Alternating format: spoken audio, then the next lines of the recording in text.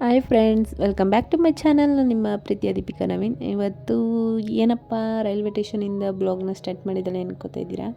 ಏನಪ್ಪ ಅಂದರೆ ನಾವು ನಮ್ಮ ತಂದೆ ಮನೆಗೆ ಹೋಗ್ತಾ ಇದ್ದೀವಿ. ಅಂದರೆ ನಮ್ಮ ಕಡೆ ಎಲ್ಲ ಒಟ್ಟಣಕಾಯಿ ಅಂತ ಮಾಡ್ತಾರೆ ಹೆಣ್ಮಕ್ಳುಗಳಿಗೆ, ಮದುವೆ ಆಗಿರೋರಿಗೆ. ಎಲ್ಲಿಗೇ ಮದುವೆ ಆಗಿದ್ರು ಕೂಡ ಅಮಾವಾಸ್ಯೆ ದಿನ ಬಂದು, ಕಾರ್ತಿಕ್ ಸೋಮವಾರ ಮುಗಿತಿದ್ದಂಗೆ ಅಮಾವಾಸ್ಯೆ ದಿನ ಬಂದು ಪೂಜೆ ಮಾಡಿಸ್ಕೊಂಡು ಹೋಗಬೇಕು ಎಲ್ಲ ಹೆಣ್ಮಕ್ಳುಗಳು. ಹಾಗಾಗಿ ಅಲ್ಲಿಗೆ ಹೋಗೋಣ ಅಂತ ಹೊರಟಿದ್ದೀವಿ. ಹೆಂಗಿದ್ರೂ ಸಂಡೇ ಬಿದ್ದಿತ್ತು ಈ ಸಲ ಅಮಾವಾಸ್ಯೆ ಪೂಜೆ. ಹಾಗಾಗಿ ನಮ್ಮ ಮನೆಯವ್ರನ್ನೂ ಕೂಡ ಕರ್ಕೊಂಡು ಹೋಗ್ತಾಯಿದ್ದೀನಿ. ಏನಪ್ಪ ಅಂದರೆ ಅವ್ರಿಗೆ ಯಾವಾಗಲೂ ಸಿಗ್ತಿರ್ಲಿಲ್ಲ. ಯಾವಾಗೋ ಒಂದು ವರ್ಷದಲ್ಲಿ, ಈಗೊಂದು ರೀಸೆಂಟಾಗಿ 3 ಇಯರ್ಸ್ ಬ್ಯಾಕ್ ಸಿಕ್ಕಿತ್ತು ಪೂಜೆ. ಅಲ್ಲಿ ತನಕ ಇಲ್ಲ, ಸಿಕ್ಕಿರಲಿಲ್ಲ. ಹಾಗಾಗಿ ಒಬ್ಬರೇ ಹೋಗ್ತಿತ್ತು. ಈಗ ಜೊತೆಯಲ್ಲಿ ಇಬ್ಬರು ಹೋಗ್ತಾಯಿದ್ದೀವಿ. ಶನಿವಾರ ನೈಟ್ ಟ್ರೈನಿಗೆ ಹೋದ್ವಿ ಚಾಮುಂಡಿಗೆ. ಹೋಗ್ಬಿಟ್ಟು ಆರಾಮಾಗಿ ರೆಸ್ಟ್ ಮಾಡಿ ಮಾರ್ನಿಂಗ್ ಎದ್ದು ನಾವು ಊರಿಗೆ ಹೋಗ್ಬೇಕಿತ್ತು, ಚಾಮಂಕೊಪ್ಲಗೆ, ಕೇರ್ಪೇಟೆ ಹತ್ರ.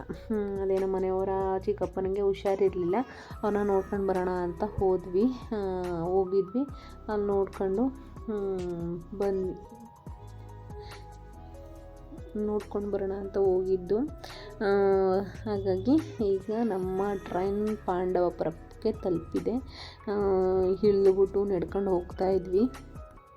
ನಾವು ಯಾವಾಗಲೂ ನೈಟ್ ಜರ್ನಿ ಮಾಡೋದಿಲ್ಲ, ಎಲ್ಲೋ ತುಂಬ ರೇರು. ಇದು ಸೇರಿ ನಾನು 3ನೇ ಸಲ ಅನ್ನಿಸುತ್ತೆ. ನಾನು ಬ್ಯೂಟಿಷಿಯನ್ ಕೋರ್ಸ್ ಮಾಡುವಾಗ ಮತ್ತು ಆಗ ಯುಗಾದಿ ಹಬ್ಬಕ್ಕೆ ಅಂತ ರಜಾ ಕೊಟ್ಟಿದ್ರು.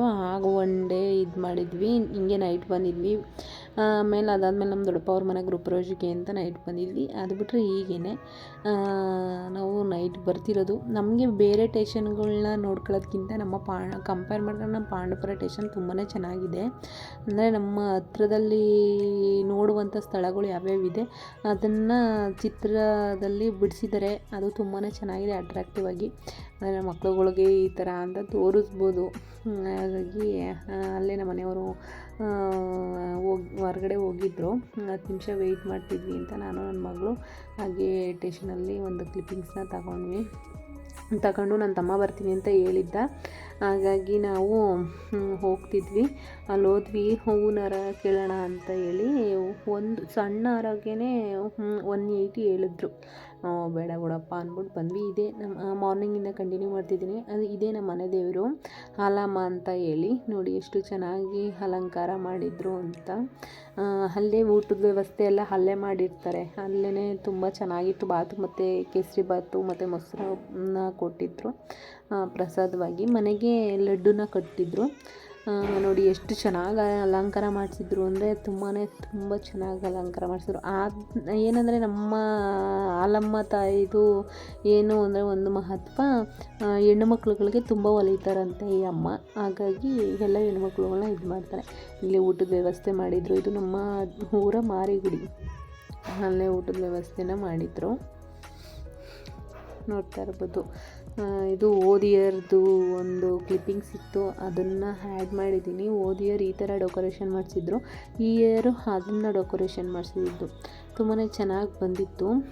ಹಾಗೆಯೇ ಇನ್ನೊಬ್ಬರು ಅಣ್ಣ ಮತ್ತು ನನ್ನ ತಮ್ಮ ಇದನ್ನು ಶಾಮಿಯಾನನ ಇದು ಮಾಡ್ಕೊಂಡಿದ್ದು, ಲೈಟಿಂಗ್ಸು ಮತ್ತು ಶಾಮಿಯಾನನ ನನ್ನ ತಮ್ಮಂದು ಹಾಕಿದ್ದು. ಹಾಗಾಗಿ ಇದು ಒಂದು ಕ್ಲಿಪ್ಪಿಂಗ್ಸ್ನು ಕೂಡ ಆ್ಯಡ್ ಮಾಡಿದ್ದೀನಿ. ಹಾಗೆ ಮಾರ್ನಿಂಗ್ ನಾವು ಚಾಮಕೊಪ್ಲಕ್ಕೆ ಹೋದ್ವಿ. ನಮ್ಮ ಅವ್ರಿಗಿತ್ತಿ ನಮಗಾಗಿ ಅಡುಗೆ ಮಾಡ್ತಾಯಿದ್ರು. ಅಲ್ಲಿ ಪೂಜೆ ಮುಗಿಸಿ ಮಧ್ಯಾಹ್ನ ಊಟಕ್ಕೆ ಅಂತ ಹೋದ್ವಿ. ಅವರು ಅಡುಗೆ ಮಾಡ್ತಾಯಿದ್ರು. ಪಾಪ ಅವಳು ಪ್ರೆಗ್ನೆಂಟ್ ಆಗಿರೋದ್ರಿಂದ ಪಾಪ ಅವಳು ಆಗ್ತಾನೆ ಜ್ವರ ಬಂದಿತ್ತಂತೆ. ಊರಿಂದ ಏನೋ ಬಂದಿದ್ಲು, ಕೇರ್ಪೇಟೆಗೆ ಅವ್ರ ತಂಗಿ ಮನೆಗೆ ಹೋಗಿದ್ದು. ಬಂದು ಅವಳು ನಮಗೆ ಅಂತ ರಸಮ್ನ ಮಾಡಿದ್ಲು, ಬೇಳೆ ರಸಮ್ನ ಮಾಡಿ ಸ್ವಲ್ಪ ಕೂತಿದ್ವಿ. ಹಾಗೆ ಹಿಂದೆ ಎಲ್ಲ ಹೋಗಿದ್ವಿ. ಇವರು ನಮ್ಮ ಮನೆಯವರಿದ್ದಾರಲ್ಲ, ಅವರಣ್ಣ ಅಂದರೆ ನಮ್ಮ ಮಧು ಅಕ್ಕರ ಹಸ್ಬೆಂಡು. ಇವರು ಕೂತ್ಕೊಂಡು ಮನೇಲಿ TV ನೋಡ್ಕೊಂಡು ಇದು ಮಾಡ್ತಾಯಿದ್ಲು. ನಮ್ಮ ಪ್ರಾಪ್ತಿ ಗೊಂಬೆ ಹಾಕ್ಕೊಡು ಬನ್ನಿ ಅಂತ. ಇವರೇ ನಮ್ಮ ಮಧು ಅಕ್ಕ, ನಮ್ಮ ಹಿರಿಯ ಅಕ್ಕ ಇವರು. ಅವರು ನಮಗೆ ಸಿಸ್ಟರ್ ಅವಳು. ಇವರು ನಮ್ಮ ಮಧು ಅಕ್ಕನು ವರವರ್ಗಿತ್ತಿ, ನಮಗೆ ಚಿಕ್ಕತ್ತೆ ಸೊಸೆಯರವರು. ಇದು ನಮ್ಮ ಅತ್ತೆ ಮನೆ. ಅವ್ವ ಮುಂದೆ ಅವರು ಕಬ್ಬು ತಂದು ಕೊಟ್ಟಿದ್ರು ಅಂದ್ಬಿಟ್ಟು ಅವರಿಬ್ಬರು ಕಬ್ಬನ್ನ ತಿನ್ನೋದಕ್ಕೆ ಅಂತ ಬರ್ತಿದ್ರು. ಇವರು ನಮ್ಮ ಅತ್ತೆ. ನಮ್ಮ ಚಿಕ್ಕತ್ತೆ ಇವಳು ಕೋಳಿ ಹುಂಜನ್ನ ಓಡಿಸ್ತಿದ್ದಾಳೆ ನೋಡಿ ಹಿಂದೆ.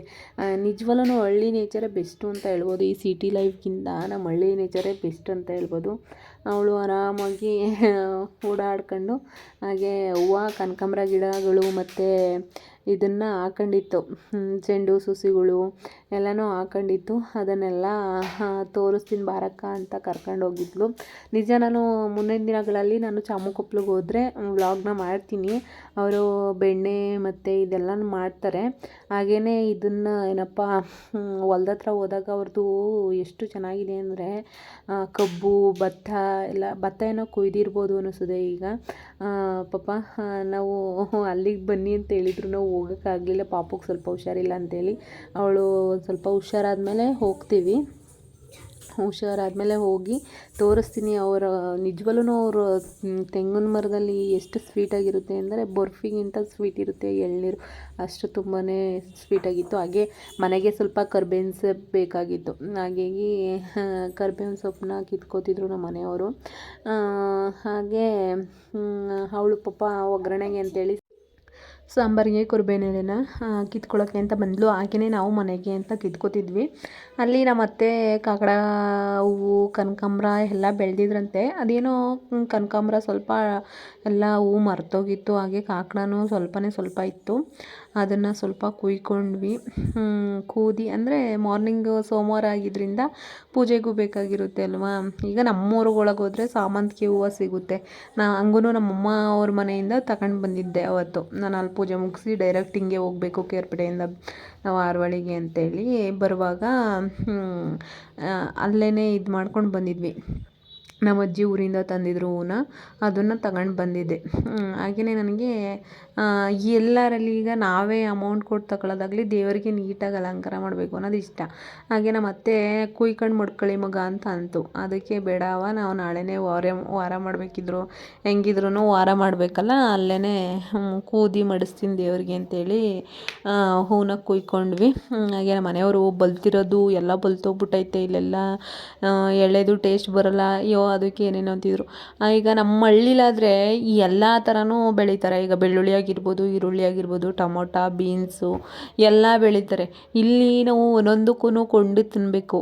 ಹಾಗಾಗಿ ನಮ್ಮ ಹಳ್ಳೀಲಿ ಏನು ಸಿಗುತ್ತೆ ನಾವು ಬರ್ಬೇಕಾದ್ರೆ ಈಗ ನಾವಿಬ್ಬರು ಒಟ್ಟಿಗೆ ಹೋದಾಗ ತಗೊಂಡು ಬಂದುಬಿಡ್ತೀವಿ. ಹಾಗೆ ನಿಮ್ಮ ಕೂಟೆ ಒಂದು ರೆಸಿಪಿನೂ ಕೂಡ ಶೇರ್ ಮಾಡ್ಕೊತೀನಿ. ಯಾವುದಪ್ಪ ಅಂದರೆ ಮಶ್ರೂಮ್ ಕಬಾಬು. ನಾನು ಕಬಾಬ್ ಪೌಡರ್ನು ಕೂಡ ಹಾಕ್ತೀನಿ, ಬೇರೆಯವರು ಕಬಾಬ್ ಪೌಡರ್ನ ಆ್ಯಡ್ ಮಾಡೋದಿಲ್ಲ. ತುಂಬಾ ಚೆನ್ನಾಗಿ ಬರುತ್ತೆ ಇದು. ಚಿಕನ್ ಕಬಾಬ್ಗಿಂತ ತುಂಬಾ ಚೆನ್ನಾಗಿರುತ್ತೆ. ನಾನು ಮೊದಲಿಗೆ ಇಲ್ಲಿ ಒಂದು ಪ್ಯಾಕ್ ಮಶ್ರೂಮ್ ತೊಗೊಂಡಿದ್ದೀನಿ. ಅದಕ್ಕೆ ಒಂದು 2-3 ಸ್ಪೂನಷ್ಟು ಇದನ್ನು ತಗೊಂಡಿದ್ದೀನಿ ಕಬಾಬ್ ಪೌಡರ್ನ. ಅದಕ್ಕೆ 2 ಸ್ಪೂನಷ್ಟು ಕಾರ್ನ್ಫ್ಲೇವರ್ನ ತೊಗೊಂಡಿದ್ದೀನಿ. ಅದಕ್ಕೆ 1 ಸ್ಪೂನಷ್ಟು ಗರಂ ಮಸಾಲಾನ ಹಾಕ್ಕೋತಾ ಇದ್ದೀನಿ. ಅದಕ್ಕೆ ಇಲ್ಲಿ ನಮಗೆ ಖಾರ ಅನುಕೂಲ ಅಂದರೆ ನಮಗೆ ತುಂಬ ಖಾರ ಬೇಕು ಅನ್ನೋರು 1-2 ಸ್ಪೂನಷ್ಟು ತಗೋಬೋದು. ಇಲ್ಲಿ ನಾನು 1 ಸ್ಪೂನಷ್ಟು ಇಲ್ಲಿ ಚಿಲ್ಲಿ ಪೌಡರ್ನ ಮಿಕ್ಸ್ ಮಾಡ್ಕೊತಿದ್ದೀನಿ. ಅದಕ್ಕೆ ರುಚಿಗೆ ತಕ್ಕಷ್ಟು ಉಪ್ಪನ್ನ ಹಾಕೋತಾ ಇದ್ದೀನಿ. ಅದನ್ನು ನೀಟಾಗಿ ನೀರು ಹಾಕ್ತೇನೆ ಮಿಕ್ಸ್ ಮಾಡ್ಕೋಬೇಕು. ಮಿಕ್ಸ್ ಮಾಡ್ಕೊಂಡ್ಮೇಲೆ 1-2 ಸ್ಪೂನಷ್ಟು ನೀರು ಹಾಕ್ಕೊಂಡು ನೀಟಾಗಿ ಮ್ಯಾಗ್ನೇಟ್ ಮಾಡ್ಕೊಳ್ಳೋದು. ನೀಟಾಗಿ ಮಿಕ್ಸ್ ಮಾಡಿಕೊಂಡ್ರೆ ಅದು ತುಂಬಾ ಚೆನ್ನಾಗಿ ಬರುತ್ತೆ. ಅಂದರೆ ಡ್ರೈಯಲ್ಲೇ ಮಿಕ್ಸ್ ಮಾಡಿಬಿಟ್ರೆ ಅದು ಎಲ್ಲ ಮಶ್ರೂಮ್ಸ್ಗೂ ಕೂಡ ಇದಾಗಿರುತ್ತೆ ಅಂತೇಳಿ ಡ್ರೈಯಲ್ಲೇ ಇದು ಮಾಡ್ಕೋಬೇಕು. ನಾವು ಈಗ ಅದು ಸ್ವಲ್ಪನೇ ನೀರು ಹಾಕಿದ್ರೂ ಕೂಡ ಅದು ತುಂಬಾ ನೀರು ಬಿಡ್ಕೊಳ್ಳುತ್ತೆ. ಒಂದು ಅರ್ಧ ಗಂಟೆ ಬಿಟ್ಟು ಮಾಡ್ತೀವಲ್ಲ, ಲೆಮನ್ ಎಲ್ಲ ಹಿಂಡಿರ್ತೀವಲ್ಲ, ಮಶ್ರೂಮ್ ಕೂಡ ನೀರು ಬಿಡುತ್ತೆ. ಹಾಗಾಗಿ ನೀರು ನೋಡಿ ಹಾಕ್ಕೋಬೇಕು. ಅಂದರೆ ನಾವೇನು ಕಡಲೆ ಹಿಟ್ಟು ಏನೂ ಹಾಕಿರಲ್ವಲ್ಲ, ಕಾರ್ನ್ಫ್ಲೇವರ್ ಮಾತ್ರ ಅಲ್ವಾ, ಹಾಗಾಗಿ ನೀರು ಸ್ವಲ್ಪ ನೋಡೇ ಬಿಡ್ಕೋಬೇಕು. ಹಾಗಾಗಿ ನಾನು 1-2 ಸ್ಪೂನಷ್ಟು ಅಷ್ಟೇ, ಅಂದರೆ ಮಿಕ್ಸ್ ಮಾಡ್ಕೊಳ್ಳೋದಕ್ಕಾಗಷ್ಟು ಮಾತ್ರ ನೀರನ್ನ ಆ್ಯಡ್ ಮಾಡ್ಕೋತಾ ಇದ್ದೀನಿ. ನೀಟಾಗಿ ಮಿಕ್ಸ್ ಮಾಡ್ಕೋಬೇಕು. ಹಾಗೆ ಲೆಮನ್ ಇಷ್ಟಪಡೋರು ನಾವು ಎಲ್ಲ ಕಬಾಬ್ಗಳಿಗೂ ಈ ರೀತಿ ಕಬಾಬ್ ಆಗಲಿ, ಫಿಶ್ ಕಬಾಬ್ ಆಗಲಿ, ಎಲ್ಲ ಕಬಾಬ್ಗೂ ಕೂಡ ನಾನು ಇದನ್ನು ಆ್ಯಡ್ ಮಾಡ್ತೀನಿ ಏನಪ್ಪ ಲೆಮನ್ನ. ಹಾಗಾಗಿ ನಾನು ಇದಕ್ಕೂ ಕೂಡ ಲೆಮನ್ನ ಹಾಫ್ ಹೋಳನ್ನ ಲೆಮನ್ನ ಹಿಂಡ್ಕೋತಾ ಇದ್ದೀನಿ. ಅರ್ಧ ನಿಂಬೆಹಣ್ಣನ್ನ ಹಿಂಡ್ಕೊಳ್ಳೋದು. ಅಂದರೆ ತುಂಬ ಜಾಸ್ತಿ ಇದ್ದರೆ, ತುಂಬ ಹುಳಿ ತಿನ್ನಬೇಕು ಅನ್ಸೋರಿಗೆ ಜಾಸ್ತಿನ ಹಾಕ್ಕೋತಾರೆ.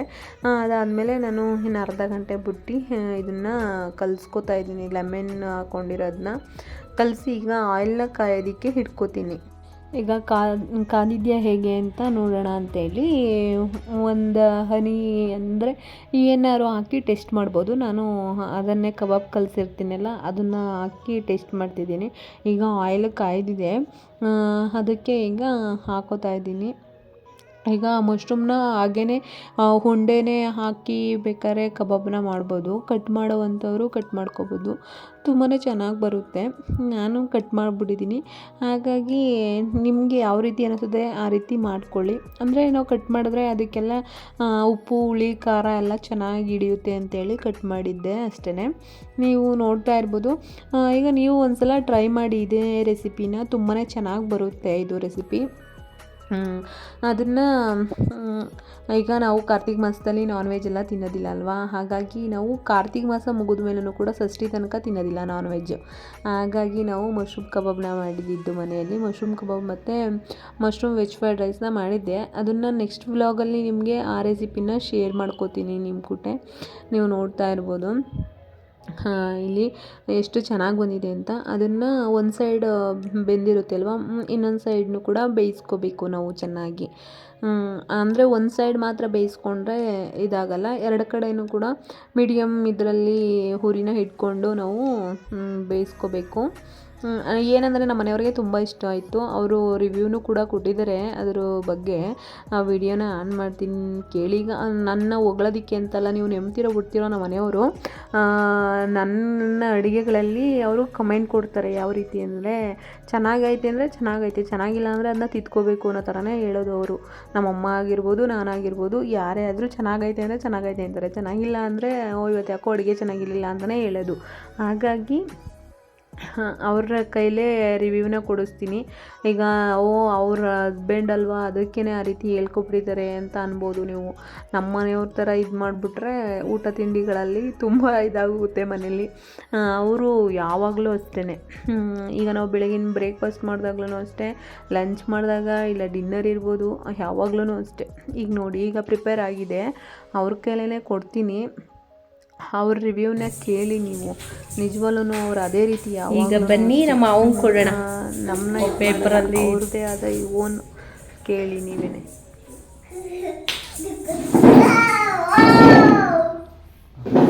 ನೋಡಪ್ಪ,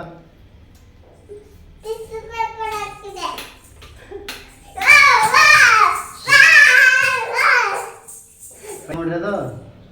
ಹಾಂ, ತಿನ್ನು. ಹೇಗಿದೆ? ಟೇಸ್ಟ್ ಆಗೈತೆ ಪ್ರಾಪ್ತಿ? ಹೇಳು ಬಾಯಿ ಬಿಟ್ಟು. ಹೇಗಿದೆ ಪ್ರಾಪ್ತಿ ಟೇಸ್ಟು? ಚೆನ್ನಾಗಿದೆ, ಸೂಪರ್ ಆಗಿದೆ.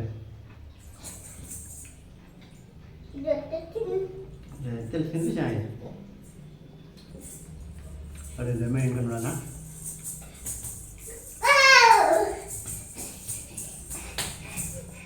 ಜೋರಾಗಿ ಮಾತಾಡಬೇಕು. ನಿಂಗೆ ಕಾಣಲ್ಲ, ನಿನ್ನ ಮೇಕ್ ಹೋಗ್ಬೇಕಪ್ಪ. ಸೂಪರ್ ಆಗಿದೆ, ವಂಡರ್ಫುಲ್ ಆಗಿದೆ. ಒಂದಪ್ಪ ನೀವು ಟೇಸ್ಟ್ ಸವಿ. ಮಶ್ರೂಮ್ ಕಬಾಬ್ ನೀವು ಒಂದ್ಸಲ ಮನೆಯಲ್ಲಿ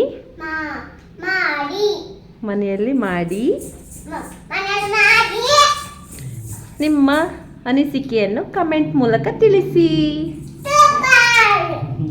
ಈ ವಿಡಿಯೋ ಇಷ್ಟ ಆಗಿದ್ದಲ್ಲಿ ಲೈಕ್ ಮಾಡಿ, ಶೇರ್ ಮಾಡಿ, ಕಮೆಂಟ್ ಮಾಡಿ. ದಯವಿಟ್ಟು ನಿಮ್ಮ ಫ್ರೆಂಡ್ಸ್ ಆ್ಯಂಡ್ ಫ್ಯಾಮಿಲಿಗೆ ಶೇರ್ ಮಾಡೋದನ್ನು ಮರಿಬೇಡಿ. Thank you for watching. ಹೀಗೆ ನನ್ನ ಸಪೋರ್ಟ್ ಮಾಡ್ತಾಯಿರಿ ಅಂತ ಕೇಳ್ಕೊತೀನಿ.